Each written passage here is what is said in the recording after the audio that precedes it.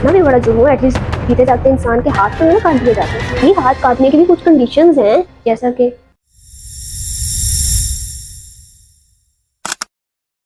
क्या हुआ है 2023 में तालिबान ने कंदाहार स्टेडियम अफगानिस्तान में 4 आदमियों के हाथ चोरी के जुर्म में काट दिए।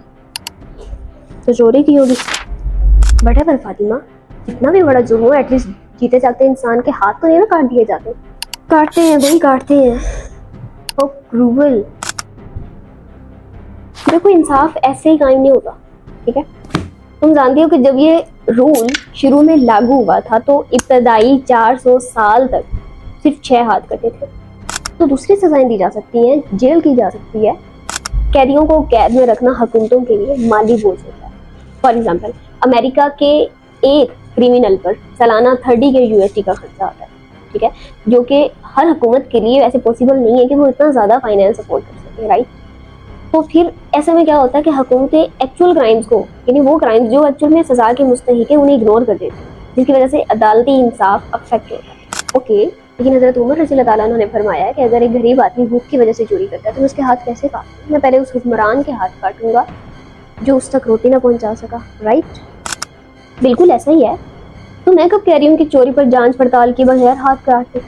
ये हाथ काटने की भी कुछ कंडीशंस हैं, जैसा कि ओके, नंबर 1, चोरी या तो 2 आदिल गवाहों के जरिए से साबित हो या फिर चोर खुद इकरार कर ले। नंबर 2, जो माल चोरी हुआ है वो किसी की मलकियत हो। नंबर 3, वो माल सेफ जगह पर पड़ा हो। अगर एक भूखा भूख की वजह से चोरी कर लेता है तो उस पर ये कंडीशन लागू नहीं होती। नंबर 4, चोर बालिग और अक्लमंद हो। नंबर 5, अगर किसी ने मजबूरन या धोखे से चोरी कराई है तब ये कंडीशन लागू नहीं होती, राइट। और जो माल चोरी किया गया है वो उस निसाब के बराबर हो जिस पर ये कंडीशन, यानी जिस निसाब के बाद हाथ काटने की सजा इम्प्लीमेंट होती है, राइट। और ये निसाब कितना है? इट्स 1/4 दिनार या 3 दिरहम। आज के ज़माने में करीबन 10 से 15,000, यानी अगर एक हाथ काट दिया जाए तो उसका मुआवजा 500 दिनार, राइट।